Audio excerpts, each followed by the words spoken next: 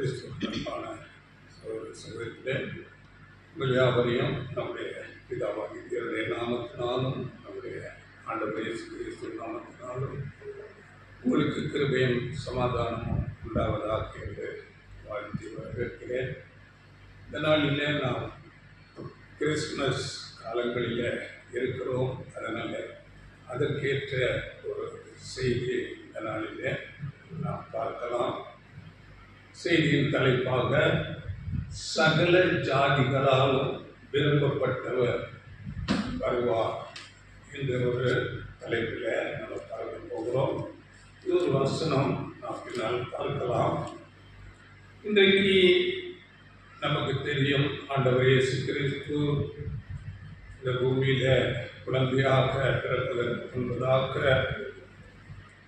பரலோகத்தின் தூதர்கள் வந்து மேய்ப்பர்களுக்கு சொல்லும்போது, இதோ எல்லா ஜனத்துக்கும் மிகுந்த சந்தோஷத்தை உண்டாக்கும் நற்செய்தியை உங்களுக்கு நாங்கள் அறிவிக்கிறோம் என்று முதலாவது மேய்ப்பர்களுக்கு பரலோகத்திலிருந்து தூதர்கள் மூலமாக செய்தி வந்தது. ஆனால் பாருங்கள், இன்றைக்கு 2000 வருடங்களுக்கு மேலே ஆகியும் எல்லா ஜனங்களுக்கும் அப்படிப்பட்ட மிகுந்த சந்தோஷம் உண்டாயிட்டா என்று பார்த்தால் நிச்சயமாக இல்லை. இன்றைக்கு உலகம் நாம் பார்க்கும்போது அநேக விதமான இயற்கையின் சீற்றங்களினாலே பெருமழை பெய்து ஒரு அழிவு வருகிறது. இன்னும் சில இடங்களிலே பூமி அதிர்ச்சிகள். இன்னும் நாம் பார்க்கிறோம், அநேக தேசங்களிலே யுத்தங்களினாலே அநேக ஜனங்கள் அங்கே படிந்து கொண்டிருக்கிறார்கள். மாத்திரமல்ல, தீவிரவாதங்களினாலே அநேகர் பாதிக்கப்பட்டு கொண்டிருக்கிறார்கள். அப்படியே இன்னும் நாம் பார்க்கும்போது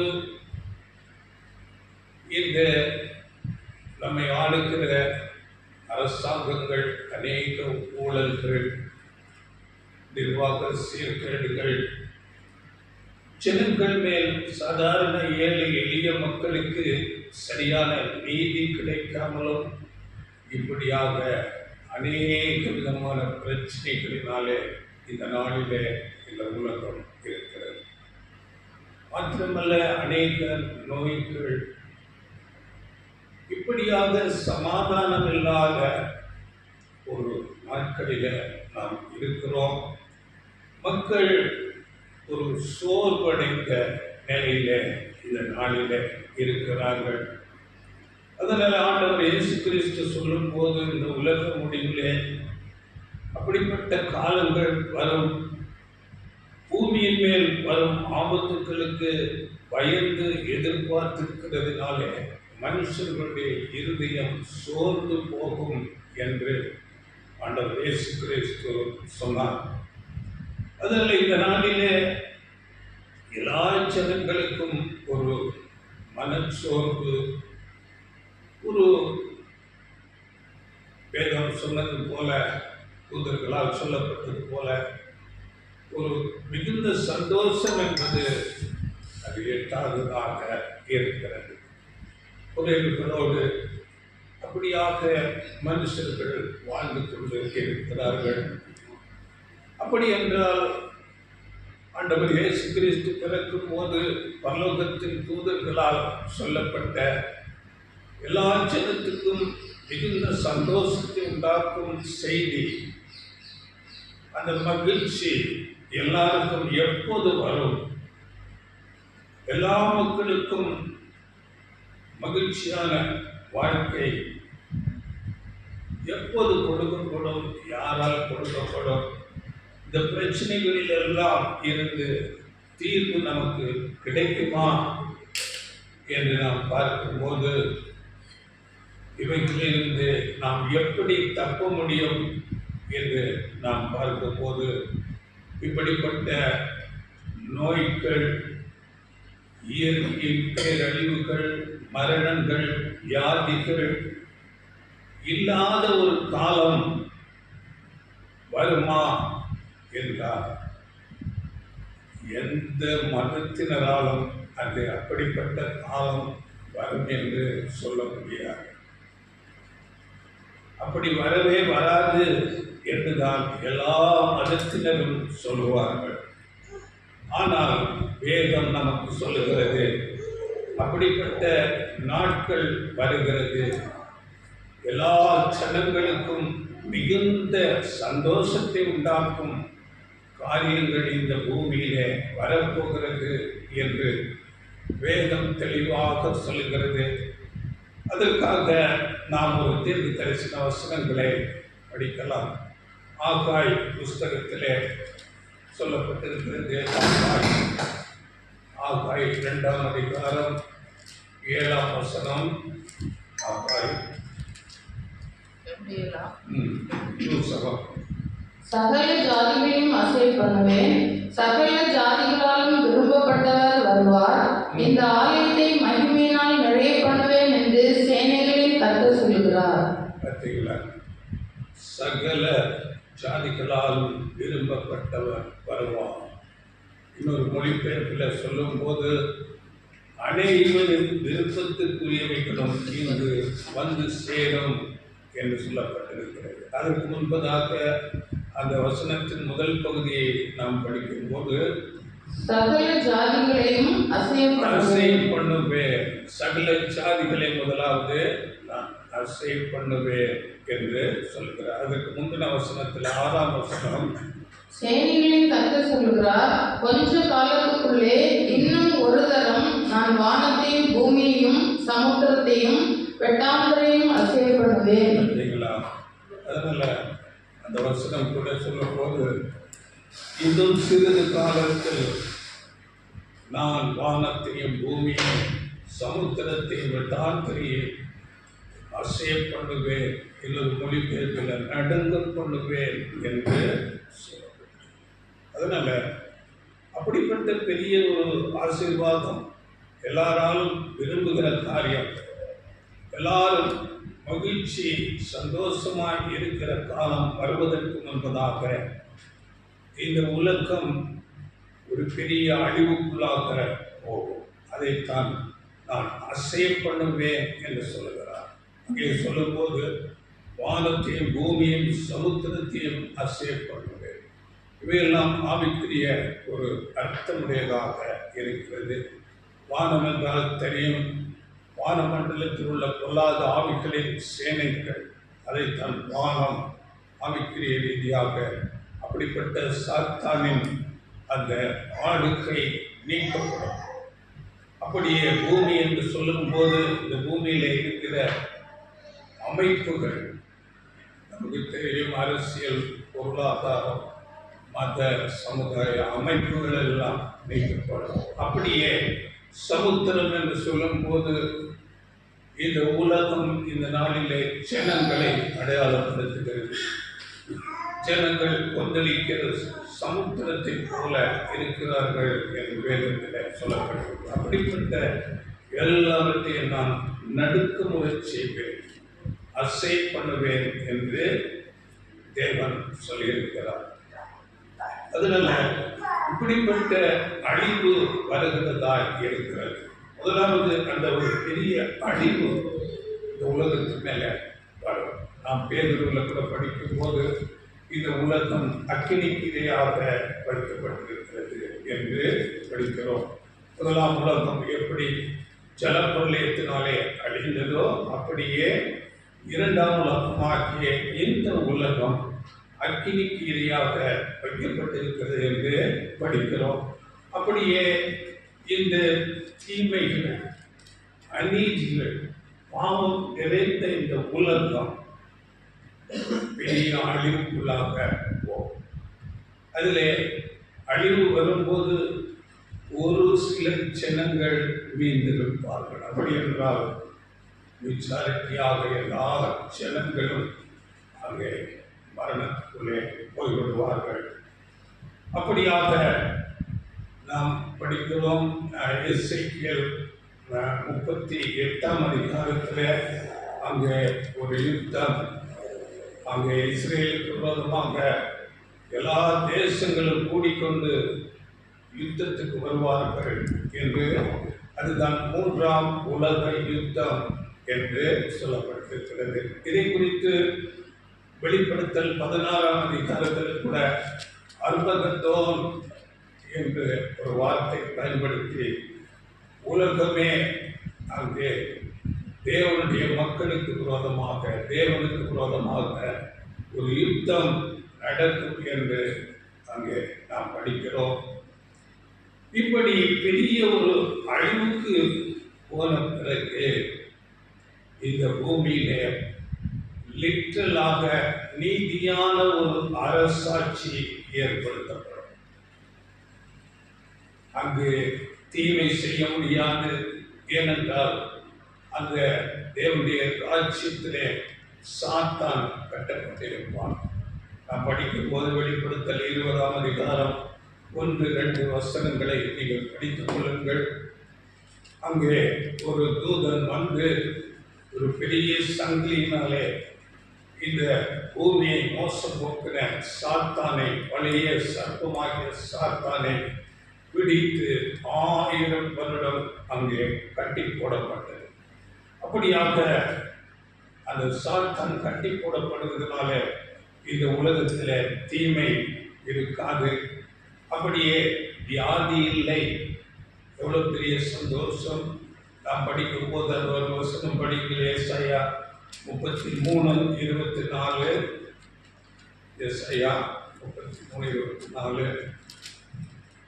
வியாதிப்பட்டிருக்கிறேன் என்று நகரவாசிகள் சொல்வதில்லை, அதில் வாசமாயிருக்கிற ஜனத்தின் அக்கிரமம் மன்னிக்கப்பட்டிருக்கும். பார்த்தீங்களா? எல்லா ஜனங்களுடைய அக்கிரமங்களும் மன்னிக்கப்பட்டிருப்பதனாலே வியாதிப்பட்டிருக்கிறேன் என்று ஒருவரும் சொல்வார்கள். அப்படியே நாம் பார்க்கும்போது ஏசாயா 60:13 என் பாதஸ்தானத்தை நான் மகிமைப்படுத்துவேன் என்று சொல்லப்பட்டது. பாதஸ்தானம் என்று சொல்லும் போது வானம் எனது சிங்காசனம், பூமி எனது பாதப்படி. இந்த பாதஸ்தானம் என்றால் இந்த பூமியை நான் மகிமைப்படுத்துவேன். இந்த பூமி ஏதேன் தோட்டம் போல ஆகும், செழித்து புஷ்பத்தை போல வளரும் என்று சொல்லப்பட்டது. இதை குறித்து நீங்கள் ஏசாயா 35ஆம் அதிகாரம், ஏசாயா 11ஆம் அதிகாரங்களை நீங்கள் படித்து பாருங்கள். ஏழை எளிய மக்களுக்கு நீதி கிடைக்கும். இன்றைக்கு ஏழை எளிய மக்களுக்கு எங்கு போனாலும் நீதி கிடைக்காது, நீதி மறுக்கப்படும். ஏசாயா 11ஆம் அதிகாரம் 4ஆம் வசனத்தை அதோடு படிங்கள். ஏசாயா 11:4. நீதியின்படி ஏழையை நியாயம் விசாரித்து யதார்த்தத்தின்படி பூமியில் உள்ள சிறுமையானவர்களுக்கு தீர்ப்பு செய்து பூமியை தமது வாக்கின் கோலால் அடித்து தமது வாயின் சுவாசத்தால் துன்மார்க்கரை சங்கரிப்பார். ஏழை எளிய மக்களுக்கு சரியான நீதி அங்கே இருக்கிறது. இதுதான் தேவனுடைய ராஜ்யம். இந்த தேவனுடைய ராஜ்யத்தை குறித்து ஆண்டவர் இயேசு கிறிஸ்து பிரசங்கித்தார். அப்போஸ்தலர்கள் கூட இதையே குறிப்பாக பேசி பிரசங்கித்தார்கள். மனம் திரும்புங்கள், பரலோக ராஜ்யம் சமீபித்திருக்கிறது என்று ஆண்டவர் இயேசு கிறிஸ்து பேசினார். அப்போஸ்தலர்களையும் அதையே பேசும்படியாக சொன்னார். நாம் இந்த நாட்களிலே தேவனுடைய ராஜ்யம் வரப்போகிறது என்பதை குறித்து நாம் பேசிக் கொண்டிருக்கிறோம். இது 5ஆம் உலக பேரரசு என்று சொல்லப்படுகிறது.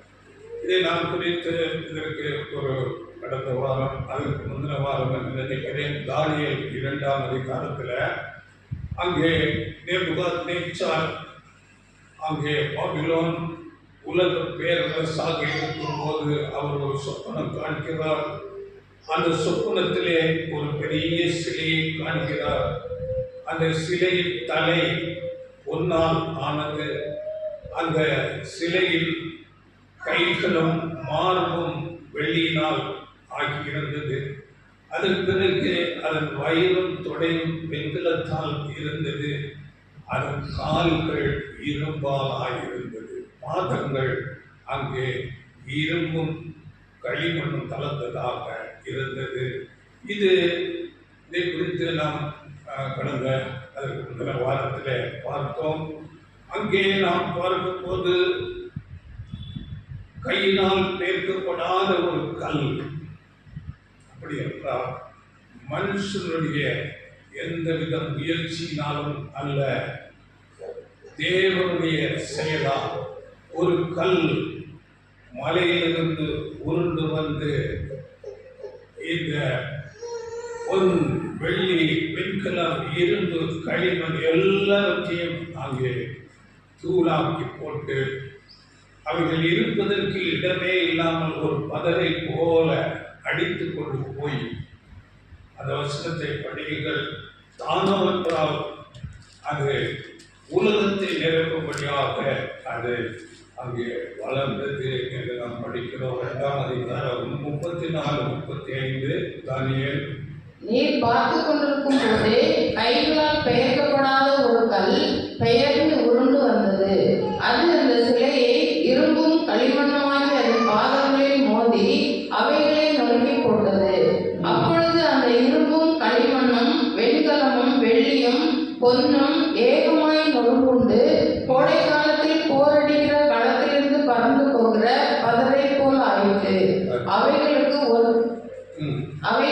ஒரு இடமும் கிடையாதபடி காற்று அவைகளை அடித்துக் கொண்டு போயிற்று. சிலையை மோதின கல்லோ என்றால் ஒரு பெரிய பர்வதமாகி பூமியை எல்லாம் நிரப்பிற்று. பூமியெல்லாம் அந்த கல், அதுதான் தேவனுடைய ராஜ்யம், உலகத்தையே ஆள பேசும். நமக்கு தெரியும், ஒன்றென்றால் அந்த மகா பாபிலோன் உலக பேரரசு, முதலாம் உலக பேரரசு. அதன் பிறகு வெள்ளி நிலப்பட்டிருக்கிறது.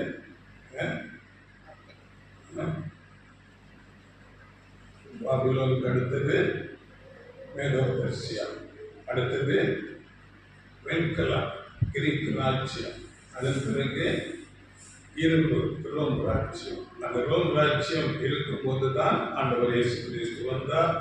அதன் பிறகு அந்த இரும்போடு களிமண் சேர்ந்து கொண்டது. இது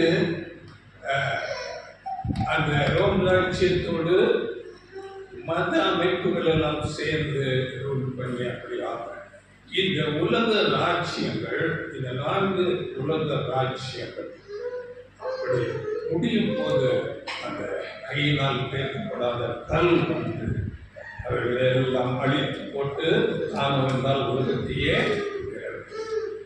இப்படி தேவனுடைய ராஜ்யம் பற்றி அநேக இடங்களில் வேதத்தில் சொல்லப்பட்டிருக்கிறது. தீர்க்க தரிசனங்கள் மூலமாக, பரிசுத்தவான்கள், அப்போஸ்தலர்கள், ஆண்டவர் இயேசு கிறிஸ்து மூலமாக அநேக இடங்களிலே சொல்லப்பட்டிருக்கிறது. அப்படிப்பட்ட ஒரு ராஜ்யம் எழுத்தின்படி இந்த பூமியிலே ஒரு அரசாங்கம் ஸ்தாபிக்கப்படும் வரப்போகிறதாக இருக்கிறது. அந்த தேவனுடைய ராஜ்யத்தில் ராஜாதி ராஜாவாக நம்முடைய ஆண்டவர் இயேசு கிறிஸ்து இருப்பார். அவருக்கு உதவியாக ராஜாக்களாக இப்பொழுது இந்த சுவிசேஷ யுகத்திலே தேர்வு செய்யப்படுகிற சபை வகுப்பார், சிறு மந்தை அவரோடு கூட இருந்து ஆளுகை செய்கிறவர்களாக இருப்பார்கள். அந்த ராஜாதி ராஜாவான ஆண்டவர் இயேசு கிறிஸ்து இந்த பூமிக்கு முதலாவது குழந்தையாக பிறக்கும் போதுதான் இந்த செய்தி சொல்லப்பட்டது. இதோ எல்லா ஜனத்துக்கும், லூக்கா 2ஆம் அதிகாரம் 10ஆம் வசனத்தில் அங்கே பரலோகத்தின் செய்தியாக தேவ தூதர்களால் அங்கே சொல்லப்பட்டது. எல்லா ஜனத்துக்கும் மிகுந்த சந்தோஷத்தை உண்டாக்கும் நற்செய்தி உங்களுக்கு அறிவிக்கிறேன். அதனால அந்த செய்தி, அந்த மகிழ்ச்சியான செய்தி அன்றைக்கு சொல்லப்பட்டது என்றால், அந்த ராஜாதி ராஜா இந்த பூமியில பிறக்கும் போது சொல்லப்பட்டது. அதன் பிறகு அவர் ஆண்டவர் இயேசு கிறிஸ்து சிறு பிள்ளையாக இருந்து வளர்ந்து ஒரு பாவம் இல்லாமல் வாழ்ந்து இந்த எல்லா உலக ஜனங்களின் பாவத்தை சுமந்து கொண்டு அவர் மரித்தார். ஏனென்றால் இந்த உலகம் பாவத்தில் இருக்கிறது வரையிலும் அந்த மகிழ்ச்சி சமாதானம் வராது. அதனால எல்லா ஜனங்களுடைய பாவங்களையும் தம்மையை ஏற்றுக்கொண்டு அன்றைக்கு இருந்த இயேசுவை இந்த உலகத்துக்கு வெளிப்படுத்தின அறிமுகப்படுத்தின யோவான் ஸ்நானகர் சொல்லும் போது ஆண்டவர் இயேசு கிறிஸ்துவை குறித்து இந்த உலகத்தின் பாவத்தை சுமந்து தீர்க்கிற தேவாட்டுக்குட்டி, வெறும் கிறிஸ்தவர்களுக்கு மாத்திரமல்ல, உலகத்தின் பாவம் அது யாராயிருந்தாலும் எந்த தீவுல எப்படிப்பட்ட ஜனங்களாக இருந்தாலும் எல்லாருடைய பாவங்களையும் நம்முடைய ஆண்டவர் இயேசு கிறிஸ்து சுமந்தார். நமக்காக ஈடு பலி கிரயம் செலுத்தப்பட்டாயிற்று. அதனால் அப்படிப்பட்ட ஒரு பெரிய ஒரு விடுதலை, பாவத்திலிருந்து ஒரு ரட்சிப்பு வரும் என்று ஆதியாகமத்திலேயே சொல்லப்பட்டது.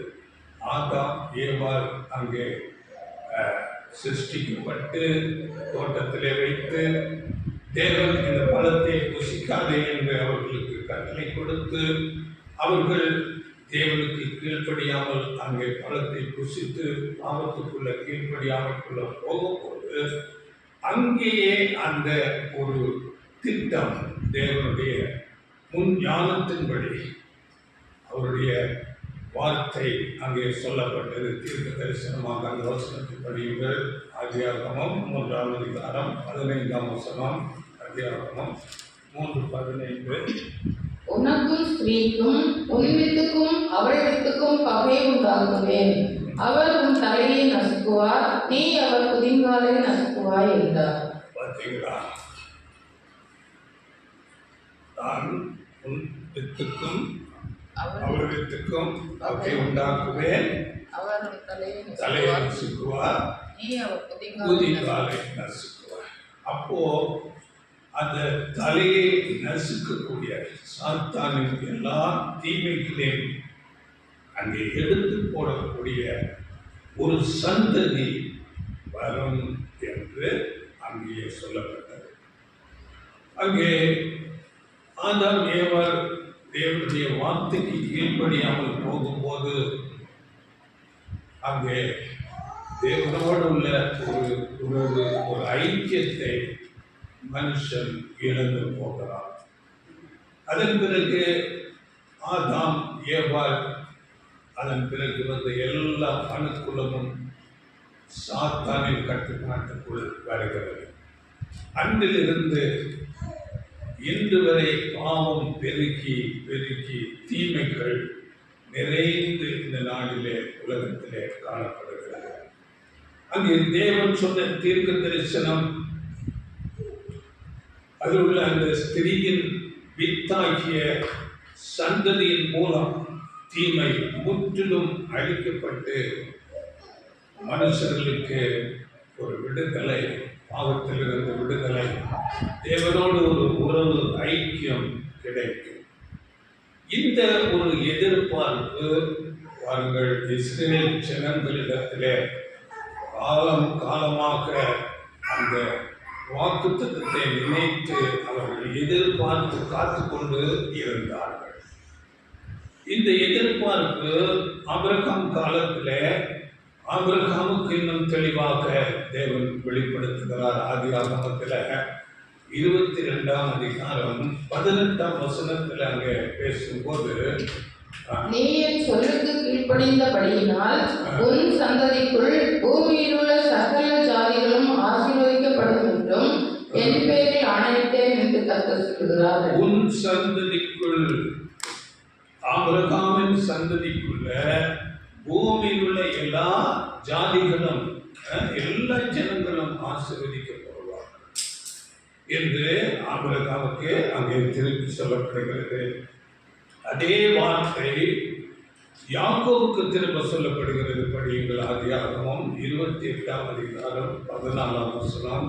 ஆதியாகமம் 28:14. உன் சந்ததி பூமியின் தூளைப் போல் இருக்கும். நீ மேற்கையும் கிழக்கையும் வடக்கையும் தெற்கையும் பரம்புவாய். உனக்குள்ளும் உன் சந்ததிக்குள்ளும் பூமியின் வம்சங்கள் எல்லாம் ஆசீர்வதிக்கப்படும். உன் சந்ததிக்குள் பூமியின் வம்சங்கள் எல்லாம் ஆசீர்வதிக்கப்படும். இந்த வாக்குத்தத்தங்கள் திரும்ப திரும்ப திரும்ப திரும்ப ஒவ்வொரு சந்ததிக்காக சொல்லிக்கொண்டே வருகிறார். அப்படியே மோசே வரும்போது கூட மோசே மூலமாக அங்கே சொல்லப்படுகிறது. உபாகமம் 18:18 உன்னை போல ஒரு தீர்க்கதரிசியை நான் அவர்களுக்காக அவர்கள் சகோதரர்களுக்கு எழுத பண்ணி என் வார்த்தைகளை அவர் வாயில் அருளுவேன். நான் அவருக்கு கற்பிப்பதையெல்லாம் அவர்களுக்கு சொல்லுவார் என்று மோசே முன்னறிவிக்கிறார். என்னை போல ஒரு தீர்க்கதரிசி உங்கள் மத்தியிலே எழும்பி வருவார் என்று. அப்படியே அடுத்ததாக தாவீதுக்கு அங்கே சொல்லப்படுகிறது. உன் சந்ததியில் அந்த ராஜா வருவார் என்று 2 சாமுவேல் 7:12-13 அந்த ஒரு முன்னறிவிப்பு சொல்லப்படுகிறது. 2 சாமுவேல் 7:12-13 உன் நாட்கள் நிறைவேறி நீ உன் பிதாக்களோட நித்திரை பண்ணும்போது நான் உனக்கு பின்பு உன் கர்ப்பப்பிரபாகி உன் சந்ததியை எழும்ப பண்ணி அவன் ராஜ்யத்தை நிலைப்படுத்துவேன். அவன் என் நாமத்திற்கென்று ஒரு ஆலயத்தை கட்டுவான். அவன் ராஜ்யபாரத்தின் சிங்காசனத்தை என்றைக்கும் நிலைக்க பண்ணுவேன். உன் கர்ப்பப்பிரபாகி உன் சந்ததியை எழும்ப பண்ணி அவன் ராஜ்யத்தை நிலைப்படுத்துவேன். அவனின் நாமத்திற்கென்று ஒரு ஆலயத்தை கட்டுவான். அவன் ராஜ்ய பாரத்தின் சிங்காசனத்தை என்றைக்கு நிலைக்கப்படுவேன். இதை நாம் பார்க்கும்போது தாவீதினுடைய மகன் சாலமோன் நமக்கு தெரியும். சாலமோன் ஒரு ராஜாவாக இருந்தார். அவருடைய ஆட்சி காலம் 40 வருஷம். அது மாத்திரமல்ல, அவர் அந்த இஸ்ரேல் என்ற அந்த தேசத்துக்கு மட்டும் ராஜாவாக இருந்தார்.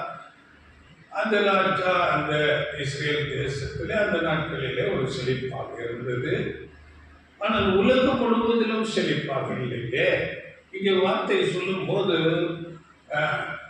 அவர் ராஜ்ய பாரத்தின் சிங்காசனத்தை என்றென்றைக்கு நிலைக்க பண்ணுவேன் என்று சொல்கிறார். அப்படி என்றால் இது யாரை குறித்து சொல்லப்பட்டது என்றால் ஆண்டவர் இயேசு கிறிஸ்துவை பற்றியே சொல்லப்படுகிறது. இந்த வார்த்தை பாருங்கள், இயேசு கிறிஸ்து பிறந்த போது அங்கே சொல்லப்படுகிறது. லூக்கா 1:32 இதே வார்த்தை அங்கே சொல்லப்படுகிறது. படிங்கள் 1:32 லூக்கா. அவர் பெரியவராய் இருப்பார், உன்னதமானவருடைய குமாரன் எனப்படுவார். கர்த்தராகிய தேவன் அவருடைய பிதாவாகிய தாவீதின் சிங்காசனத்தை அவருக்கு கொடுப்பார். பெரியவராய் இருப்பார், உன்னதமானவருடைய குமாரன் எனப்படுவார். கர்த்தராகிய தேவன் தாவீதின் சிங்காசனத்தை அவருக்கு கொடுப்பார். அப்படிங்களா? தாவீதின் மகன் சாலமோன் தான். அவர் அந்த இஸ்ரேல் தேசத்தை மாத்திரம் ஆளுகை செய்தார். இதெல்லாம் ஒரு அடையாளமாக, ஒரு நிழலாக அங்கே தேவன் ஏற்படுத்துகிறார்.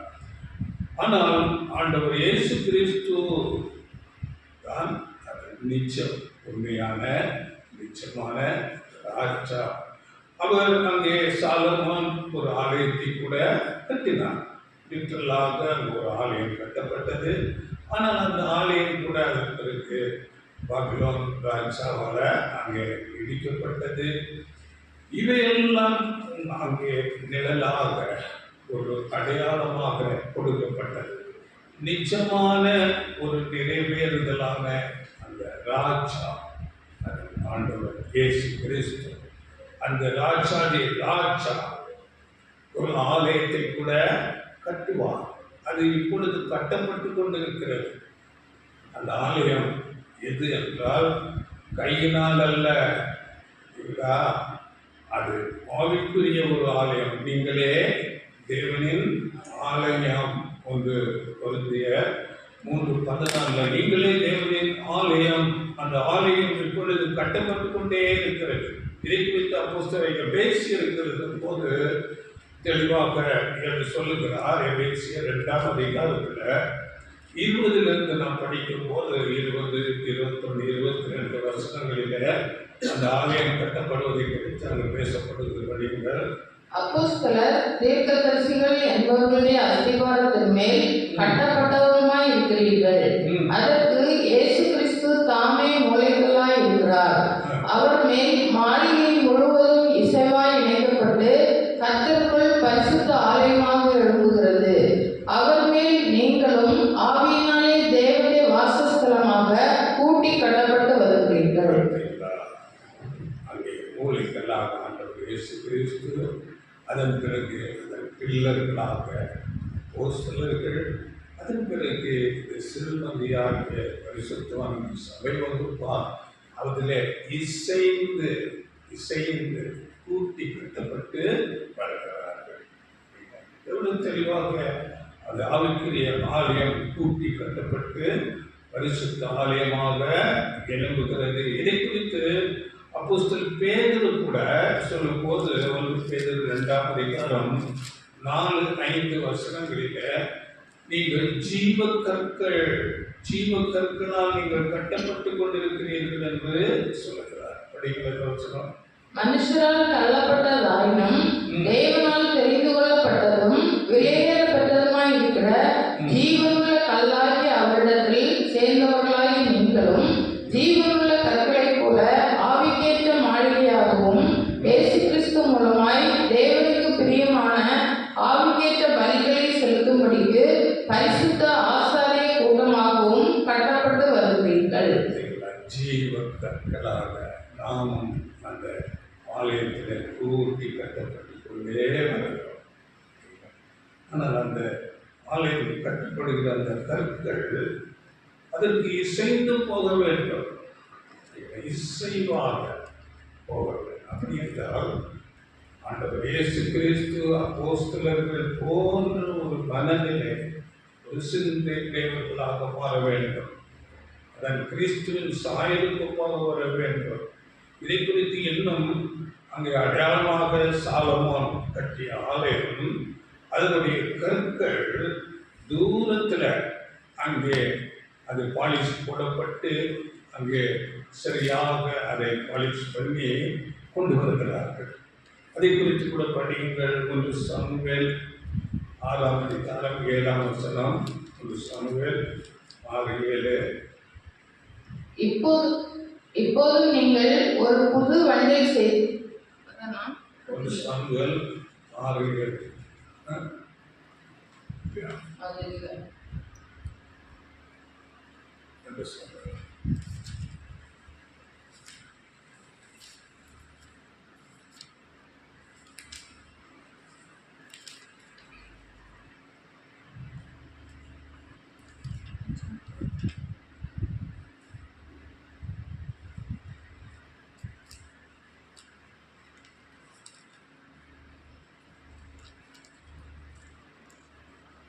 ஒன்று ராஜாக்கள் 6:7. 1 ராஜாக்கள் 6:7. ஆலயம் கட்டப்படுகையில் அது பணி தீர்ந்து கொண்டு வரப்பட்ட கற்களாலே கட்டப்பட்டது.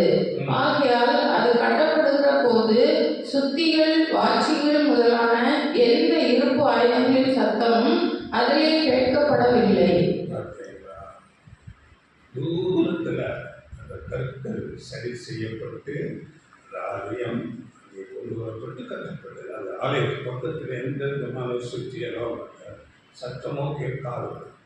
இதெல்லாம் அடையாளமாக எவ்வளவு தெளிவாக இருக்கிறது. அப்படியே நாம் சபை ஒழுங்கால் இந்த பூமியில் அங்கும் இங்குமாக ஒவ்வொரு இடத்திலேயே அங்கே ஜனங்கள் அப்போஸ்தலர்களே பார்த்தால் அவங்க இஸ்ரேல் தேசம், நாம் இங்கே இருக்கிறோம் இந்தியா, தமிழ்நாடு, ஒவ்வொரு தேசத்தில் இருக்கிறோம்.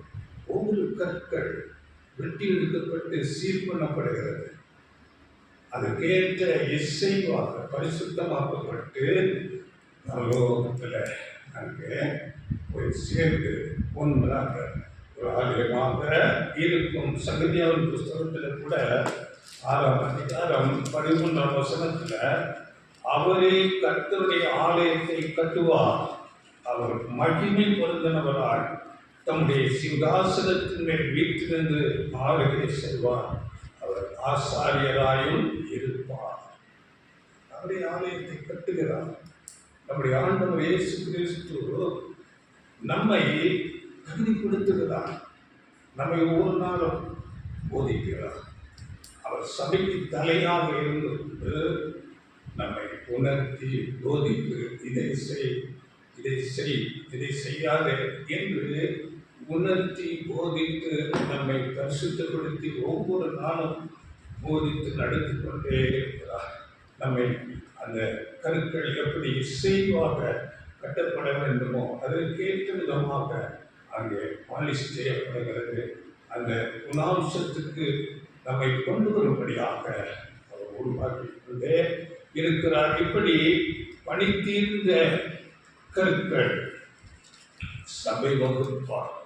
அங்கே கூட ராஜாக்களாகவும் ஆசாரியர்களாகவும் இருந்து தேவனோடு ஆண்டவர் இயேசு கிறிஸ்துவோடு அவர் ராஜாதி ராஜா சபை வகுப்பார் ராஜாக்களாக இருந்து 1000 வருடம் இந்த பூமியை நீதியாய் அரசாட்சி செய்வார்கள். இப்படி திருவெளிப்படுத்தல் 1ஆம் அதிகாரம் 6ஆம் வசனத்துல சபையை குறித்து சொல்லும் போது உங்களை ராஜாக்களும் ஆசாரியர்களும் ஆக்கியிருக்கிறார் என்று பேசுகிறது. இந்த ஆண்டவர் இயேசு கிறிஸ்து தான் இரட்சகர் என்றும் அவருடைய முதலாம் வருகை பற்றியும் தீர்க்க தரிசனமாக முன்பே அவர் பிறப்பதற்கு பல 100 வருடங்களுக்கு முன்பதாகவே சொல்லப்பட்டது. ஏசாயா 9ஆம் அதிகாரம் 6-7 வசனங்களிலே நாம் படிக்கும்போது நமக்கு ஒரு பாலகன் பிறந்தார். நமக்கு ஒரு பாலகன் பிறந்தார், நமக்கு ஒரு குமாரன் கொடுக்கப்பட்டார். கர்த்தத்துவம் அவர் தோளின் மேல் இருக்கும். அவர் நாமம் அதிசயமானவர், ஆலோசனை கர்த்தா, வல்லமையுள்ள தேவன், நித்திய பிதா, சமாதான பிரபு எனப்படும். சமாதான பிரபு. அவர் மூலம்தான் சமாதானம் வரும். கர்த்தத்துவம் அவர் தோளின் மேல் இருக்கும். வாழ்க்கை ராஜரீகம். அவர்தான் ராஜாதி ராஜா. 7ஆம் வசனம், தாவீதின் சிங்காசனத்தையும் அவருடைய ராஜ்யத்தையும் அவர் திடப்படுத்தி அதை இதுமுதல் கொண்டு என்றென்றைக்கும் நியாயத்தினாலும் நீதியினாலும் நிலைப்படுத்தும்படிக்கு அவருடைய கர்த்தத்துவத்தின் பெருக்கத்துக்கும் அதன் சமாதானத்துக்கும் முடிவில்லை. தாவீது சிங்காசனம் அவருக்கு கொடுக்கப்படும். அது நீதி நியாயமாக அவர் அரசாகுவார். அதற்கு முடிவே இல்லை. நித்திய ராஜ்யம் அந்த ராஜ்யம். இப்படி ஆண்டவர் இயேசு கிறிஸ்துவும் சபையுமாக சேர்ந்து இந்த உலகத்திலே ஒரு நீதியான அரசாட்சி ஸ்தாபிக்கப்படும். அப்படியே ஆண்டவர் இயேசு கிறிஸ்து பற்றி தேவன் சொல்லும் போது யோவான் 3ஆம் அதிகாரம் 16ஆம் வசனத்துல தேவன் தம்முடைய ஒரே பேரான குமாரனை விசுவாசிக்கிறவன் எவனோ 3:16 யோவான் 3:16 தேவன் தம்முடைய ஒரே பேரான குமாரனை விசுவாசிக்கிறவன் எவனோ அவன் கெட்டு போகாமல் நித்திய ஜீவனை அடையும்படிக்கு அவரை தந்தருளி இவ்வளவாய் உலகத்தில் அன்பு கொண்டார். இப்படி ஆண்டவர் இயேசு கிறிஸ்து இறப்பதை குறித்து முன்பதாக தரிசனங்கள் சொல்லப்பட்டது. அவர் இந்த பூமிக்கு அந்த வார்த்தையின்படியே இந்த உலகத்துக்கு வருகிறார். வந்து உலகத்தின் பாவத்தை எல்லாம் எடுத்துக்கொண்டு அவர் தம்மை பலியாக ஒப்புக் கொடுக்கிறார். இது ஒரு அடையாளமாக, நிழலாக ஆண்டவர் இயேசு கிறிஸ்து அப்படியாக மரிக்க வேண்டும் என்பதை குறித்து முன்னதாக ஒரு அடையாளத்தை கூட தேவன் வைத்திருக்கிறார். இதை எல்லாம் நாம் உணர்ந்து கொள்ள விதமாக தேவன் இப்படிப்பட்ட அநேக தரிசனங்கள் அடையாளங்கள் மூலமாக நம்மோடு பேசுகிறார். இதை நாம் நன்றாக உணர்ந்து கொள்ள வேண்டும். இதை குறித்து அங்கே ஆபிரகாம் தன்னுடைய குமாரனை அங்கே ஈசாக்கை பலியாக கொடுக்கிற ஒரு காரியம். நாம் ஆதியாகமத்தில் படிக்கும் போது அங்கே கூட அதே வார்த்தை சொல்லப்படுகிற ஆதியாகமம் 22:1-2 உன் புத்திரனும் பார்த்தீங்களா, உன் ஏகசுதனும் உன் நேசகுமாரனுமாகிய ஈசாக்கு என்று அங்கே பேசப்படுகிறது. ஆண்டவர் இயேசு கிறிஸ்துவை குறித்து கூட சொல்லப்பட்டது. அவர் ஞானஸ்நானம் எடுத்து கரையேறும் போது இவருடைய நேசகுமாரன். இது அப்படியே அங்கே பேசப்படும். 22:1-2 இந்த காரியங்கள் நடந்த பின்பு தேவன் ஆபிரகாமை சோதித்தார். எப்படி எனில் அவர் அவனை நோக்கி, ஆபிரகாமே என்றார். அவன் இதோ அடியேன் என்றான். அப்பொழுது அவர், உன் புத்திரனும் உன் ஏகசுதனும் உன் நேசகுமாரனுமாகிய ஈசாக்கை நீ இப்பொழுது அழைத்துக் கொண்டு மோரியா தேசத்துக்கு போய் அங்கே நான் உனக்கு குறிக்கும் மலைகள் ஒன்றின் மேல் அவனை தகன பலியாக பலியிடு என்றார். அதே வார்த்தை, உன்னுடைய நேசகுமார், உன் புத்திரன் உன் ஏகசுதன். ஆண்டவரை குறித்து சொல்லும் போது அதாவது ஒரே பேரான குமார், என்னுடைய நேசகுமார். அப்படி நிழலாக தேவன் மனுஷர்களாகிய நாம் உணர்ந்து கொள்ளும் விதமாக அங்கே வைத்திருக்கிறார். அப்போ அது நிழல் பொருளாக அங்கே உண்மையான நிச்சயமாக ஆண்டவர் இயேசு கிறிஸ்து தேவன் அங்கே குமாரனை அனுப்பி பலியாக கொடுக்கிறார். சில வேளைகளில் நமக்கு ஒரு கேள்விகள் வரும். ஏன் அப்படி ஒரு பாவம் இல்லாத ஒரு குமாரனை சிலுவையிலே ஒப்புக் கொடுக்க வேண்டும்? ஏன் மரணாக்கினை ஒப்புக் கொடுக்க வேண்டும் என்று? ஏனென்றால் தேவன் நீதிபரராயிருக்கிறார். இந்த உலகத்தில் கூட நாம் பார்க்கும் போது ஒரு தவறுகள் செய்யும் போது, அநீதியான காரியங்கள் செய்யும் போது அது நீதிமன்றங்களுக்கு செல்கிறது. அங்கே விசாரணை நடந்து அதற்கேற்ற தண்டனைகள் கொடுக்கப்படுகிறது. உலகத்திலே எப்படிப்பட்ட காரியங்கள் இருக்கும்போது சர்வலோகத்தின் தேவன் சகலத்தையும் ஆளுகை செய்கிறார். வேதம் சொல்லுகிறது அவரை குறித்து, அவர் மகா நீதிபரர். அவருடைய சிங்காசனத்தின் ஆதாரம் நீதியின் நியாயமாக இருக்கிறது. நீதி நியாயம் அவருடைய சிங்காசனத்தின் ஆதாரம். அப்படிப்பட்ட நீதி உள்ள தேவன் இந்த உலக ஜனங்களின் பாவத்தை மன்னிக்கும்படியாக தன்னுடைய குமாரனிலே அவருடைய பாவத்தை எல்லாம் அங்கே சுமத்துகிறார். தேவன் எப்படிப்பட்ட நீதிபரர் என்று சங்கீதத்தின் புஸ்தகத்தில் நாம் படிக்கிறோம். 9ஆம் சங்கீதம் 7-8 சங்கீதம் 9:7-8 படி. கர்த்தரோ என்னென்றைக்கும் இருப்பார். தம்முடைய சிங்காசனத்தை நியாய தீர்ப்புக்கு ஆயத்தம் பண்ணினார். அவர் பூச்சக்கரத்தை நீதியாய் நியாயந்தீர்த்து சகல ஜனங்களுக்கும் செம்மையாய் நீதி செய்வார். சகல ஜனங்களுக்கும் அவர் செம்மையாக நீதி செய்வார். நீதி உள்ளது. ஆராதிக்கிற தேவன் நீதி உள்ள தேவன். அப்படியே சங்கீதம் 11:7 கூட கர்த்தர் நீதி உள்ளவர், நீதியின் மேல் பிரியப்படுவார், அவருடைய முகம் செம்மையானவர்களை நோக்கி இருக்கிறது என்று சொல்லப்படும். அவர் நீதி உள்ளவர், நீதியின் மேல் பிரியப்படுகிறவர். தேவன் அன்பாகவே இருக்கிறார் என்று நாம் படிக்கிறோம். தேவன் அன்புள்ள தேவன் தான். அதே சமயத்தில் நீதி உள்ளவருமாக இருக்கிறார். அதனால தேவன் தம்முடைய ஞானத்தினால கீழ்ப்படியாமைக்குள்ள போன ஆதாம் நிமித்தம் அந்த பாவம் மரணத்துக்குள்ள போன இந்த மனுக்குலத்தை மீட்கும்படியாக அந்த ஆதாமுக்கு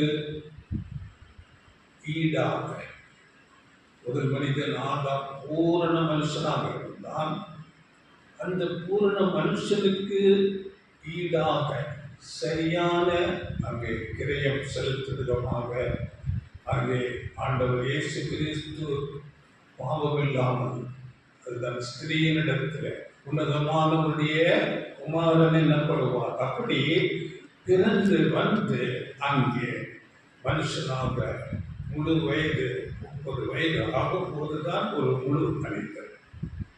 அது சரியான அந்த நேரத்தில் தம்மை ஒப்பு கொடுத்து பிதாவாகிய தேவன் சொன்ன அநேக வார்த்தைகளை சத்தியங்களை உலகத்திலே பிரசங்கித்து வேலை வந்த போது என்று நாம் படிக்கிறோம். கலாச்சார வேலை வந்த போது அங்கே அவர் தம்மை வழியாக அங்கே சீசர்களோடு அவர் அந்த கடைசி பந்தை ஆயத்தப்படுத்தி அவர் அப்படியாக அதை புசித்து கொண்டு அப்படியே அவருக்கு தெரியும் சரியான நேரத்தில் தம்மை அந்த ஈடுபடியாக ஒப்பு கொடுக்கிறார். பிலிப்பியர் வசனம் படிக்கிற 7-8 வசனங்கள். தம்மைத்தாமே வெறுமையாகி அடிமையின் ரூபமெடுத்து மனுஷர் சாயலானார். அவர் மனுஷ ரூபமாய் காணப்பட்டு மரண பரியந்தம், அதாவது சிலுவையின் மரண பரியந்தமும் கீழ்ப்படிந்தவராகி தம்மைத்தாமே தாழ்த்தினார். பார்த்தீங்களா? அங்கே ஆதாம் தேவனுடைய வார்த்தைக்கு கீழ்ப்படியாமல் அங்கே கீழ்ப்படியாமையினால் பாவம் வந்தது, அதனால் மரணம் வந்தது. தேவனோடு ஐக்கியத்தை இழந்தார். பாவம் தேவனை மனுஷனை பிடிக்கிறதாக இருக்கிறது. அப்படிப்பட்ட ஐக்கியத்தை இழந்தான். அதனால வியாதிகள் வந்தது, மரணம் வந்தது. அதே சமயத்தில் ஆண்டவர் இயேசு கிறிஸ்துவை குறித்து நாம் பார்க்கும்போது அவர் மரண முடியாதான் கீழ்ப்படித்தார். கீழ்ப்படித்து தம்மை தாழ்த்தினார். அதனால அங்கே ஆதாமின் மூலம் இழந்து வைக்கிற எல்லாவற்றையும் ஆண்டவர் இயேசு கிறிஸ்து மூலமாக இந்த மனுக்குலம் பெற்றுக்கொள்ளும்படியாக செய்தார். இதை ஆண்டவர் இயேசு கிறிஸ்துடைய வாயினால் சொல்லும் போது லூக்கா 19ஆம் அதிகாரம் 10ஆம் வசனத்தில் அவர் தன்னை குறித்து அங்கு பேசுகிறார். இழந்து போனதை தேடவும் ரட்சிக்கவுமே மனுஷகுமாரன் வந்திருக்கிறார் என்றார். இழந்து போனதை எல்லாம் ஆதாமின் மூலம் தேவனோடு உள்ள அந்த ஒரு ஐக்கியத்தை இழந்தான். அதனால தீமைகள், வியாதிகள், அநேக பிரச்சனைகள், சமாதானம் இல்லை, மரணம் எல்லாம் வந்தது. அவை எல்லாவற்றையும் திருப்பி கொடுக்கும்படியாக இழந்து போனதை தேடும் முயற்சிக்கிறோமே மனுஷகுமாரன் வந்திருக்கிறார். இதை குறித்து இன்னும் அப்போஸ்தலர் பவுல் ரோமருக்கு எழுதின நிருபத்திலே இதை நீங்கள் படித்துக் கொள்ளுங்கள், படிக்க வேண்டாம். ரோமர் 5ஆம் அதிகாரம் முழுமையாக அந்த காரியங்கள் பேசப்படுகிறது. 17 - 19 குறிப்பாக இந்த காரியம் பேசப்படுகிறது. ஆதாமுக்குள்ளே எல்லாரும் மரணத்துக்குள் போனார்கள். ஆண்டவர் இயேசு கிறிஸ்துவுக்குள்ளே எல்லாரும் அந்த மரணத்திலிருந்து ஜீவனை பெற்றுக் கொள்வார்கள் என்று அதை தெளிவாக சொல்லப்பட்டிருக்கிறது. இப்படி தேவன் கொடுத்த ஆதியாகமத்திலே கொடுத்த வாக்குத்தத்தத்தின்படி அன்றிலிருந்து அந்த ஆபிரகாமின் மக்கள் இஸ்ரவேலர்கள் ஒரு மேசியா வருவார், ராஜாவாக அவர் இருப்பார், வந்து எங்களை மீட்டுக் கொள்வார், வந்து எங்களுக்கு அவர் ராஜாவாக இருந்த ஆளுகை செய்து உலகத்தை ஆசீர்வதிப்பார்கள் என்று அந்த ராஜாவுக்கு எதிர்பார்த்து மேசியா வருகிறார் வருகிறார் வருகிறார் என்று எதிர்பார்த்து காத்து கொண்டிருந்தார்கள். ஏனென்றால் அவர்கள் அன்றைக்கு ரோமர்களுடைய ஆளுகைக்கு கீழாக இருந்தார்கள். அந்த ஆளுகையில் இருந்து எங்களை மீட்டுக் கொள்வார், விடுதலை கொடுப்பார், அவர் ராஜாவாக இருந்து ஆளுகை செய்து உலகத்தையே ஆசீர்வதிப்பார் என்று எதிர்பார்ப்போடு காத்து கொண்டிருந்தார்கள். அங்கிருந்த எல்லா வேதம் கற்ற பிரதான ஆசாரியர்கள் பரிசேயர்கள் எல்லாம் அப்படியாக காத்துக் கொள்கிறார்கள். ஆனால் ஆண்டவர் இயேசு கிறிஸ்து அந்த மேசியாவாக அவர்கள் எதிர்பார்த்த ராஜாவாக வரும்போது அவர்களால் உணர்ந்து கொள்ளவே அவர் பிறக்கும் போது கூட இஸ்ரேலுக்கு யூதர்களுக்கு ராஜாவாக பிறந்தவர் எங்கே என்று தேடி வருகிறார்கள். கடைசி நேரத்தில் கூட நீர் இவர்களுக்கு ராஜாவா? ஆம், நான் ராஜா என்று சொல்லுகிறார். இப்படிப்பட்ட ராஜா வந்திருக்கிறார், அநேகரால் உணர்ந்து கொள்ள முடியவில்லை. ஆனால் அங்கே வேதத்திலே மேசியா இப்படியாக வருவார் என்று தீர்க்க தரிசனங்கள் எல்லாம் சொல்லப்பட்டிருக்கிறது. ஆனால் முதல் முறை வந்து இப்படி அவர் பாடுபட்டு மரிக்க வேண்டும், அதன் பிறகு இரண்டாவது முறை வரும்போது அவர் ராஜாவாக இருந்து ஆளுகை செய்வார் என்று அநேக தீர்க்க தரிசனங்கள் சொல்லப்பட்டிருக்கிறது. இவைகள் அவர்கள் கண்களுக்கு மறைவாக உண்மையாலுமே அப்படியே ஆண்டவர் இயேசு கிறிஸ்து தீர்க்க தரிசன வசனங்கள் சொன்னதின்படியே ஒவ்வொரு வார்த்தையின்படி சங்கீதங்கள் 22 படிக்கிறோம். அப்படியே ஏசாயா 53 அவருடைய பாடு மரணங்கள் அப்படியே நேரடியாக பார்த்தது போல தீர்க்க தரிசனம் மூலமாக முன்னதாக சொல்லப்பட்டபடியே நடக்கிறார். எல்லா தீர்க்க தரிசனங்கள் நிறைவேறிக் கொண்டு அவர் தம்மை ஈடுபடியாக ஒப்புக் கொடுத்து தன்னை மரணத்துக்கு ஒப்புக் கொடுத்தார். இவைகளை குறித்து அவர் மரித்து உயிர் தெழுந்து அதன் பிறகு அவருடைய சீசர்களுக்கு தெளிவாக அங்கே விளக்கப்படுத்துகிறார். அதுவரையிலும் சீசர்கள் கூட சரியாக அவருடைய பாடு மரணங்களை குறித்த எந்த ஒரு ஞானம் இல்லாமல் உணர்ந்து கொள்ளாதவர்களாக இருந்தார்கள். அப்பொழுது ஆண்டவர் இயேசு உயிர்த்தெழுந்து வந்த பிறகு சீசர்களுக்கு அதை தெளிவாக விளக்கப்படுத்துகிறார். பாருங்கள், லூக்கா 24ஆம் அதிகாரத்தில்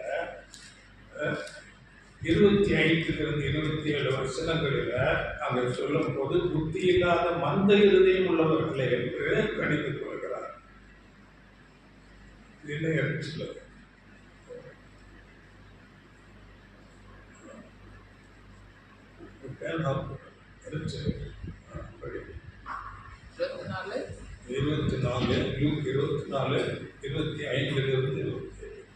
அப்பொழுது அவர் அவர்களை நோக்கி, தீர்க்கதரிசிகள் சொன்ன யாவையும் விசுவாசிக்கிறதற்கு புத்தியில்லாத மந்த இருதயம் உள்ளவர்களே, கிறிஸ்து இவ்விதமாக பாடுபடவும் தமது மகிமையில் பிரவேசிக்கவும் வேண்டியதில்லையா என்று சொல்லி மோசே முதலே சகல தீர்க்கதரிசிகளும் எழுதிய வேத வாக்கியங்கள் எல்லாவற்றிலும் தம்மை குறித்து சொல்லியவைகளை அவர்களுக்கு விவரித்து காண்பித்தார்.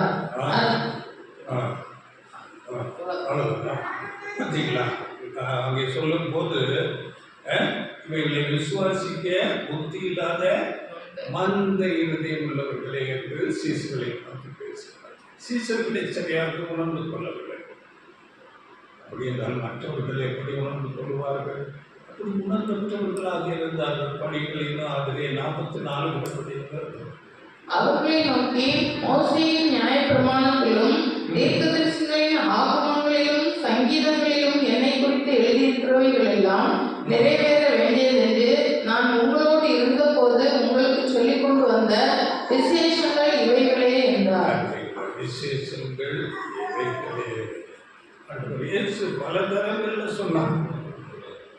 அன்றைக்கு இப்படிதான் ஆசாரி மூப்பரால் தள்ளப்படணும், அங்கே அடிக்கப்படுவர், அங்கே சிலுவையில் அறிவார்கள், 3ஆம் நாள் உயிர்த்தெழுதலை எப்படியாக சொல்லிக்கொண்டே வந்த ஆனால் அவர்கள் உணர்ந்து அப்படியே எல்லா மனுஷர்கள் தான் ஆசாரி எல்லாம் வேதம் கற்றவர்கள். அவர்கள் வேதத்துக்கு எழுதி கொடுக்கப்பட்டிருக்கு.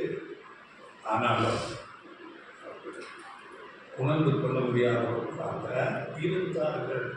பாருங்கள், அந்த உயிர்த்தெழுந்து சீசர்களுக்கு காட்சி கொடுத்து கடைசியாக அவர் பரலோகத்துக்கு எடுத்துக் கொள்ளப்படும் போது கூட அவர்களுடைய சிந்தனை எப்படி இருக்கிறது என்றால், சீசர்கள் இயேசுவிடத்தில் வந்து கேட்கிறார்கள், இக்காலத்தில் இந்த தேசத்தை எங்களுக்கு கொடுப்பீங்க என்று சொல்லி கேட்கிறாங்க. ஆனால் ஆண்டவர் இயேசு பதில் சொல்கிறார். படியுங்கள், அப்போஸ்தலர் 1ஆம் அதிகாரம் 6-7 வசனங்கள். அப்பொழுது கூடி வந்தவர்கள் அவரை நோக்கி, ஆண்டவரே, இக்காலத்தில் ராஜ்யத்தை இஸ்ரவேலுக்கு திரும்ப கொடுப்பீர் என்று கேட்டார்கள். அதற்கு அவர், பிதாவானவர் தம்முடைய ஆதீனத்திலே வைத்திருக்கிற காலங்களையும் வேலைகளையும் அறிகிறது உங்களுக்கு அடுத்ததல்ல. நீங்க போய் சத்தியத்தை சுவிசேஷத்தை பிரசங்கித்துக் கொண்டே போங்கோ என்று சொல்லியிருக்கார். இக்காலத்தில் அவங்களுக்கு இல்லை இதெல்லாம் உங்களுக்கு தேவையில்லாத விஷயம், நீங்க செய்ய வேண்டியதை செய்யுங்க என்று அவர்களே அந்த தேவனுடைய ராஜ்யத்தை குறித்த பிரசங்கத்தை செய்யுங்கள், உலகம் வந்து போங்க, சுவிசேஷத்தை பிரசங்கிங்க என்று சொல்லி அனுப்பிவிட்டார்கள். அப்படியே நன்றாக கவனித்துக் கொள்ளுங்கள். அப்படியே இன்றைக்கு கிறிஸ்தவர்கள், மெஜாரிட்டியான கிறிஸ்தவர்கள் என்ன யோசனையில் இருக்கிறார்கள் என்றால், ஆண்டவர் இயேசு கிறிஸ்து வரப்போகிறார், வந்து எங்களையெல்லாம் பரலோகத்துக்கு அழைத்து கொண்டு போகிறார், உலகத்தை அப்படியே அழித்து போட போகிறார், மற்றவர்களை எல்லாம் நரகத்திலே தள்ளிவிடப் போகிறார் என்ற ஒரே யோசனை. அன்றைக்கு எப்படி அந்த யூத ஜனங்கள் எதிர்பார்ப்போடு இருந்தார்களோ அப்படியே இன்றைக்கு இருக்கிற கிறிஸ்தவர்கள் இருக்கிறார்கள். ஆனால் இந்த பூமியில தேவனுடைய ராஜ்யம், தேவனுடைய அரசாட்சி ஸ்தாபிக்கப்படும் என்று வேதம் தெளிவாக சொல்லுகிறது. அதை அறியாதவர்களாக இருக்கிறார். ஆண்டவர் இயேசு கிறிஸ்து வெறும் கிறிஸ்தவர்களுக்கு மட்டுமல்ல, அவர் உலக ரட்சகர், அவர் உலகத்தின் பாவத்தை சுமந்து தீர்க்கிற தேவ ஆட்டுக்குட்டி. அப்படியே 1 தீமோத்தேயு 2:4 எல்லா மனுஷரும் ரட்சிக்கப்படவும் சத்தியத்தை அறிகிற அறிவை அடையவும் அவர் சித்தமுள்ளவராக இருக்கிறார். எல்லா மனுஷரும் சத்தியத்தை அறிய வேண்டும், ரட்சிக்கப்பட வேண்டும் என்பது தேவனுடைய சித்தமாக இருக்கிறது. அப்படி ஆண்டவர் இயேசு கிறிஸ்து சொல்லும் போது, தன்னுடைய வாயினாலே சொல்லும் போது, யோவான் 12:32 நான் பூமியிலிருந்து உயர்த்தப்பட்டிருக்கும் போது எல்லாரையும் என்னிடத்திலே இழுத்துக் கொள்வேன் என்று சொல்லுகிறார். பார்த்தீங்களா? யோசனைப்படியோ, நான் பூமியிலிருந்து உயர்த்தப்பட்டிருக்கும் போது எல்லாரையும் என்னிடத்தில் இழுத்துக் கொள்வேன் என்றார். அப்படி அவர் சிலுவையில் மரணம் எல்லா ஜனங்களுடைய பாவங்களையும் சுமந்து கொண்டு மறிக்கும் போது எல்லா உலக ஜனங்களுடைய பாவங்களும் மன்னிக்கப்பட்டு அவர்கள் மறித்து போனாலும் மறித்து எழுந்து வருவார். நாம் படித்திருக்கிறோம் இல்லையா? 1 ஆதாமுக்குள் எல்லாரும் மறிக்கிறது போல கிறிஸ்துவுக்குள் எல்லாரும் உயிர்த்தெழுந்து வருவார்கள். இந்த வார்த்தை அநேகரால அதை ஏற்றுக்கொள்ள முடியவில்லை. எல்லாரும் உயிர்த்தெழுந்து வருவார்கள். எப்படி மரணம் நிச்சயமோ அப்படியே ஆண்டவர் இயேசு கிறிஸ்துவுக்குள் மரித்தோரிலிருந்து உயிர்த்தெழுந்து இந்த அர்மகதம் என்று சொல்லப்படுகிற 3ஆம் உலக யுத்தத்தில் உலகமே அழிவுக்கு போய்விடும். ஒரு சிலர் இருப்பார்கள், உலகமே அழிவுக்கு போய்விடும். அப்படிப்பட்ட மரித்தோர்கள் எல்லாரும் அப்படியே ரிவர்ஸ் ஆடல. நமக்கு தெரியும், முந்தினோராயும் உயிர்த்தெழுந்து வருவார்கள். தேவனாலே எல்லாம் கூடும். தேவனும் குமார் கொடுப்பார். ஆண்டவர் இயேசு லாசருவை பார்த்து, லாசருவே வெளியேறுவார், 4 நாளாய் போயிடுச்சு. ஒரு சகோதரி 4 சொல்லுகிறார். அப்படி இன்றைக்கு எல்லாம் பல 100 வருடங்கள் ஆகி மறித்து சாம்பலாகி அப்படியே ஒன்றுமே இல்லாமல் போயிருக்கிறார்கள். தேவன் எல்லாம் உயிரோடு கொண்டு வருவார். வந்து அவர்கள் நீதியை கற்றுக்கொள்வார்கள். அந்த 1000 வருட அரசாட்சியில, தேவனுடைய அந்த வாழ்க்கை அரசாட்சியில சாத்தான் கட்டப்பட்டிருப்பான். அதனால இந்த உலகத்தில் தீமை இருக்காது, இடர்கள் இருக்காது. ஏசாயா 26:9 உங்களுடைய நியாய தீர்ப்புகள் பூமியிலே நடக்கும்போது பூச்சக்கரத்து குடிகள் எல்லாம் நீதியை கற்றுக்கொள்வார்கள். தெளிவாக சொல்லலாம். பூமியில நியாய தீர்ப்பு, எல்லாருக்கும் சத்தியம் கொடுக்கப்பட்ட நீ நீதியில நட, பரிசுத்தமாக உன்னுடைய சுபாவம் மாற வேண்டும் என்று அங்கே போதிக்கப்படுவார். அப்போ அவர்கள் நீதியை கற்றுக்கொள்வார்கள். ஏனென்றால் சாத்தான் கட்டப்பட்டிருப்பான்.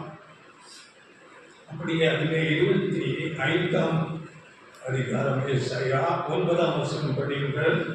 அக்காலத்திலே இதோ இவரே நம்முடைய தேவன், இவருக்காக காத்திருந்தோம், இவர் நம்மை ரட்சிப்பார், இவரே கர்த்தர், இவருக்காக காத்திருந்தோம், இவருடைய ரட்சிப்பினால் களிகூர்ந்து மகிழ்வோம் என்று சொல்லப்படும். பார்த்தீங்களா? இவருக்காக காத்திருந்தோம், இவரே நம்மை ரட்சிப்பார் என்று எல்லாரும் கற்றுக்கொள்வார்கள். ஏசாயா 2ஆம் அதிகாரத்தில் நாம் படிக்கும்போது எல்லாரும் ஓடி வருவார்கள், அவர் கற்றுக்கொள்வார்கள். அப்படியே சங்கீதம் 22:27 பூமியின் எல்லைகளெல்லாம் நினைவு கூர்ந்து கர்த்தரிடத்தில் திரும்பவும், அப்படியே திரும்பி நீதியை கற்றுக்கொள்வார்கள்.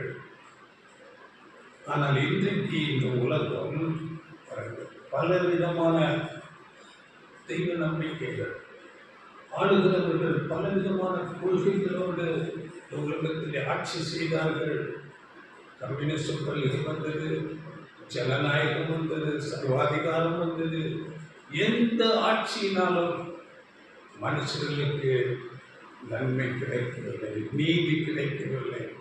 ஒரு சிலர் பெரிய பணக்காரர்களாகவும் ஒரு சிலர் ஏழைகளாகவும் அப்படியாக குறைவுபட்டு அநேகரால் ஒரு சமாதானம் இல்லாத ஒரு வாழ்க்கையை வாழ்ந்து கொண்டிருக்கிறார்கள். அப்போ மனுஷர்களால் நியமிக்கப்படுகிற எந்த ஒரு கொள்கைகளும் அரசாட்சிகளும் மனுஷர்களுக்கு அந்த ஒரு நீதியை, ஒரு சமாதானத்தை கொடுக்கக்கூடாததாக போய்விடும். ஆனால் தேவனுடைய ராஜ்யத்தில் எல்லா மக்களும் அங்கே நீதியை கற்றுக்கொண்டு சமாதானத்தை கற்றுக்கொள்வார்கள். அவர்கள் இருதயத்திலே மிகுந்த ஒரு மகிழ்ச்சி இருக்கும். அப்படிப்பட்ட காலங்கள் வருகிறதா இருக்கிறது. இதுதான் எல்லா ஜனங்களுக்கும் மிகுந்த சந்தோஷம். நற்செய்தி இதைத்தான் நாம் இந்த நாளிலே அறிவிக்கிறோம். சங்கீதங்களின் புஸ்தகத்தில் 72ஆம் அதிகாரம் 7-8 வசனங்கள் நாம் படிக்கலாம். சங்கீதம் அங்கே தவறு செய்கிறவர்களுக்கு தண்டனை கூட வரும். அப்படிங்கள். அவருடைய நாட்களில் நீதிமான் செழிப்பான், சந்திரன் உள்ள வரைக்கும் மிகுந்த சமாதானம் இருக்கும். ஒரு சமுத்திரம் தொடங்கி மறு சமுத்திரம் வரைக்கும், நதி தொடங்கி பூமியின் எல்லைகள் வரைக்கும் அவர் அரசாளுவார். 9ஆம் வசனம். வனாந்தரத்தார் அவருக்கு முன்பாக குனிந்து வணங்குவார்கள், அவருடைய சத்துருக்கள் மண்ணை நக்குவார்கள். சத்துருக்கள் திருத்தாதவர்கள் மண்ணை நக்குவார்கள். மண் என்றால் நான் திருந்த மாட்டேன் என்றால் ஒன்று செய்ய முடியாது, அழிவுக்குள்ளே போய்விடுவார்கள். அப்படியே சங்கீதம் 89:30 படிங்கள். 30, 31, 32 சங்கீதம். அவன் பிள்ளைகள் என் நியாயங்களின்படி நடவாமல், என் வேதத்தை விட்டு விலகி, என் கட்டளைகளை கைக்கொள்ளாமல், என் நியமங்களை மீறி நடந்தால், அவர்கள் மீறுதல்களை மிலாற்றினாலும் அவர்கள் அக்கிரமத்தை வாதைகளினாலும் கண்டிப்பேன். சட்டத்துக்கு அந்த தேவ நீதிக்கு மீறி நடக்கும் போது தண்டனை. அப்படியே இந்த நாளிலே இது போல யுத்தங்கள், தீவிரவாதங்கள், சண்டைகள் இருக்காது, சமாதானம் இருக்கும். சகரியாவின் புஸ்தகம் 9:10 நீங்கள் படித்துக் கொள்ளுங்கள். ஏசாயா 28:17 அங்கே நீதியாக நியாயம் தீர்க்கப்படும். அங்கே அநீதி அங்கே இருக்காது. இப்போ இருக்கிறது போல பொய்யான பொய் சொல்லி அநீதி அங்கே நிலைநாட்டப்படாது. அங்கே நீதி இருக்கும்.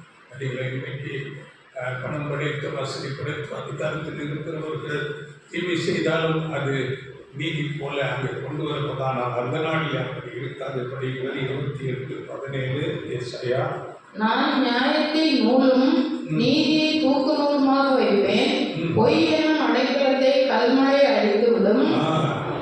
மறைமுகத்தை ஜலப்பிரவாகம் அடித்துக் கொண்டு போகும். பார்த்தீங்களா, பொய் சொல்லி அங்கே இருக்க முடியாது. பொய்யெல்லாம் சொல்ல முடியாது. அங்கே சத்திய வெளிச்சம் இருக்கும். எதையும் யாரும் மறைக்க முடியாது. இப்போ இருக்கிறது போல நான் இல்லை, நான் சொல்லலை, நம்ம வார்த்தை மாற்றி பேசிட்டாங்க அப்படி இதெல்லாம் செல்லவே சொல்லாது. அப்படியே வெளிப்படுத்த 2:27 அங்கே அவன் இரும்பு கோலால் அவர்களை ஆடுவான், அவர்கள் மண்பாண்டங்களைப் போல நொறுக்கப்படுவார்கள். நீதியான ஆட்சி, கண்டிப்பான நீதி, இரும்பு கோல். இப்பொழுது கூட சில நேரங்களில் சொல்லுவார்கள் அரசு இரும்பு போலால் இரும்பு தரம் கொண்டு அடக்கப்படும். அப்படியே நீதியான ஆட்சி, கண்டிப்பான நீதி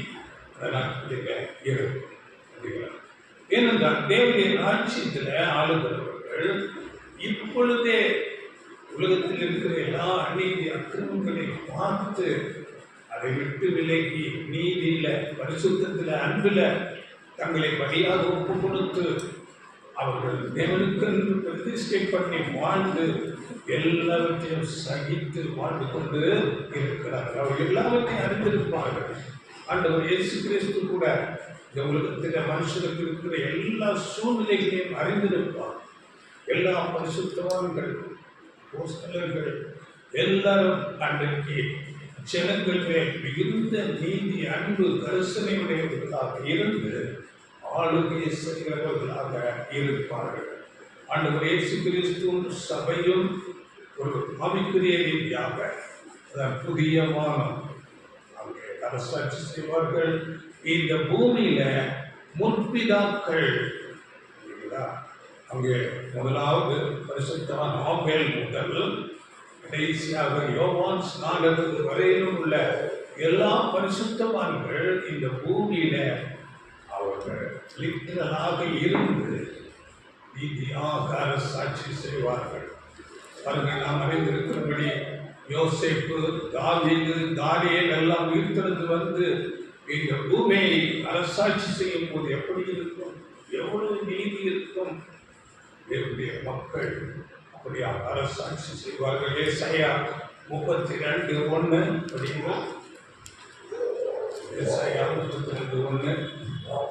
இதோ ஒரு ராஜா நீதியாக அரசாளுவார், பிரபுக்களும் நியாயமாக துரைத்தனம் பண்ணுவார்கள். ஆமா, ராஜா நீதியாக அரசாளுவார், பிரபுக்கள் ராஜ்கில உலகத்திலே இருக்கிற எல்லா முக்கியதாக்கள் உயிர்த்தெழுந்து வந்து நீதியாக ஆளுகை செய்வார்கள், துரைத்தனம் பண்ணுவார்கள். இப்பொழுது போல இப்போ அதிகாரிகள் ராஜாக்கள் எல்லாம் அதாவது எங்கேருந்தோ வந்தது போல ஜனங்களை ரொம்ப ஒரு விதமாக நடத்துகிறார்கள். அந்த நாட்களில் அப்படியாக நீதியாக ஆளுகை செய்வார்கள். ஏசாயா 1:26 உன் நியாயாதிபதிகளை முன்னிருந்தது போலவும் உன் ஆலோசனைக்காரரை ஆதியில் இருந்தது போலவும் திரும்ப கட்டளையிடுவேன். நியாயாதிபதிகள் நமக்கு தெரியும். கிதியோன், சாமுவேல் எல்லாமே இந்த நியாயாதிபதிகள், யோசுவா போன்றவர்கள் எல்லாரும் உயிர்த்தெழுந்து வந்து நீதியாக ஆட்சி செய்வார்கள். 28 துரோகிகளும் பாவிகளுமோ ஏகமாய் நொறுங்கொண்டு போவார்கள், கர்த்தரை விட்டு விலகுகிறவர்கள் நிர்மூலம் ஆவார்கள். அன்றைக்கு ஒன்றுமே பண்ண முடியாது. நீதி செழித்து வளரும். நீதி தான் எல்லா இடத்திலும். அநீதியா இருக்கிறவங்க நொறுக்கப்படுவாங்க. இப்படி இவர்களை வைத்துக் கொண்டு ஆண்டவர் இயேசு கிறிஸ்து ராஜாவாகவும் சபை ராஜாக்களாகவும் இருந்து நீதியாக ஆட்சி செய்து இந்த உலக ஜனங்கள் எல்லாரையும் நீதியிலே நடத்துவார்கள். ஆண்டவரே, அந்த பிதாவாகிய தேவன் கற்பித்த அந்த ஜெபம் ஆண்டவர் இயேசு கிறிஸ்து மூலமாக நமக்கு சொல்லப்பட்டது. பரலோகத்தில் நம்முடைய சித்தம் செய்யப்படுவது போல பூமியிலே நம்முடைய சித்தம் நீதி, நியாயம், ஒரு சமாதானம், அன்பு, இப்படிப்பட்ட காரியங்கள் எல்லாம் உண்டாகும். தேவன் நினைத்தபடியே நடக்கும், சகலமும் அப்படியே சரிங்களா? இந்த உலகம் எப்படி இருக்கும் என்று நீங்கள் ஏசாயா 11ஆம் அதிகாரம், ஏசாயா 35ஆம் அதிகாரத்தை நீங்கள் படித்துக் கொள்ளுங்கள். அதில் ஏசாயா 35:4 சொல்லும் போது மனம் பதறுகிறவர்களை பார்த்து நான் படிக்கிறேன். நீங்கள் பயப்படாதிருங்கள், திடன் கொள்ளுங்கள். இதோ உங்கள் தேவன் நீதியை சரிக்கட்டவும் உங்கள் தேவன் பதிலளிக்கவும் வருவார். அவர் வந்து உங்களை ரட்சிப்பார் என்று சொல்லுங்கள். பயப்படாதிருங்கள், திடன் கொள்ளுங்கள். இயேசு பிறந்தப்போ சொன்னது போல வார்த்தைகள் சொல்லப்படுது. பயப்படாதிருங்கள், திடன் கொள்ளுங்கள். இதோ உங்கள் தேவன் நீதியை சரிக்கட்டவும். எல்லாம் அநீதி செய்தவர்கள் எல்லாம் இன்னைக்கு அதிகாரத்தில் இருந்து ஜனங்களை நிறுத்திக் கொண்டிருக்கிறார். தேவன் வருகிறார், நீதியை சரிக்கட்டுவார். உங்கள் தேவன் பதிலளிக்கவும் வருவார். அவர் வந்து உங்களை ரட்சிப்பார் என்று சொல்லுங்கள். இதைத்தான் நாம் சொல்லுகிறோம். இந்த வார்த்தைகள் தேவனுடைய வார்த்தைகள், என்னோட வார்த்தை அல்ல, தேவனுடைய வார்த்தைகள். அதனால இன்றைக்கு மக்களுடைய வாழ்க்கை ஒரு கடினமாக, சமாதானம் இல்லாத ஒரு ஒரு நிரந்தரமற்ற ஒரு வாழ்க்கையாக இருக்கிறது. அன்றைக்கு அப்படி அல்ல. உலகமே மிகுந்த மகிழ்ச்சியில எல்லாரும் நித்திய காலமாக வாழ்கிறவர்களாக, ஒருவரை ஒருவர் நேசிக்கிறவர்களாக, அன்பில நடந்து கொள்கிறோம். இந்த உலகத்துக்குள்ள எல்லா தீமைகள் அழிக்கப்பட்டு போகும். அன்றைக்கு அது எப்படிப்பட்டதாக இருக்கும் என்று அது நம்முடைய கற்பனைகளினால் எண்ணி கூட பார்க்க முடியாது என்று வேதம் சொல்லுகிறது. ஏசாயா 64:4 அவ்வளோ மகிழ்ச்சி, சமாதானம் மனுஷர்களிடத்திலே இருக்கும். ஏசாயா 64:4 தேவனே, உமக்கு காத்திருக்கிறவர்களுக்கு நீர் செய்பவைகளை நீரே அல்லாமல் உலக தோற்றம் முதல் கொண்டு ஒருவரும் கேட்டதும் இல்லை, செவியால் உணர்ந்ததும் இல்லை, அவைகளை கண்டதும் இல்லை. அவைகளெல்லாம் நாம் கற்பனை பண்ணி கூட பார்க்க முடியாது. அப்படிப்பட்ட ஒரு மேலான ஆசீர்வாதம், சமாதானம், நீதி, அன்பு, ஒருவருக்கு அப்படியாக மகிழ்ச்சியான வாழ்க்கை வருகிறதா இருக்கிறது. அதனால இதைத்தான் ஆண்டவர் இயேசு கிறிஸ்து பிறக்கும் போது அவர்களுக்கு செய்தியாக இதோ எல்லா ஜனத்திற்கும் மிகுந்த சமாதானத்தை, மிகுந்த மகிழ்ச்சியை உண்டாக்கும் செய்தி. இந்த செய்தி இன்றைக்கு உங்களுக்கு பகிர்ந்து கொள்ளப்படுகிறது. கேளுங்கள். உலகத்திலே அந்த ராஜ்யத்தில் இப்பொழுது இருக்கிற எந்த விதமான காரியங்களும் வியாதிப்பட்டிருக்கலாம், அநேக கடன் பிரச்சனைகளில் இருந்திருக்கலாம், இல்லாவிட்டால் அநேகரால் நாம் ஒதுக்கப்பட்டிருக்கலாம். இவைகளெல்லாம் எல்லாம் மறந்து போகும். மனிதர் நினைப்பதே இல்லை என்று சொல்லப்பட்டிருக்கிறது. ஏசாயா 65:17, ஏசாயா 65:17 இதோ நான் புதிய வானத்தையும் புதிய பூமியையும் சிருஷ்டிக்கிறேன், முந்தினவைகள் இனி நினைக்கப்படுவதும் இல்லை, மனதிலே தோன்றுவதும் இல்லை.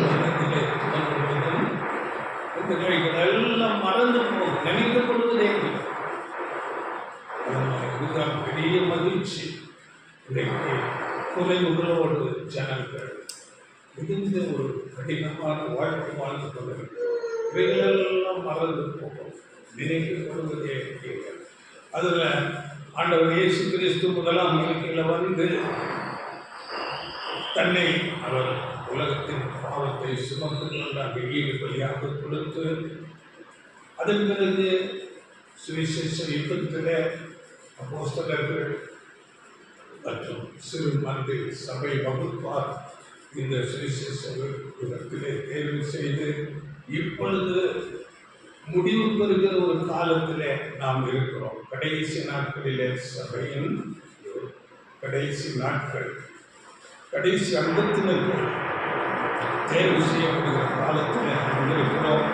அதனால எல்லா மக்களும் விரும்புகிற அந்த தேவனுடைய ராஜ்யம் அந்த ஆளுக்கு சீக்கிரத்திலே வருவதாக ஆமென்.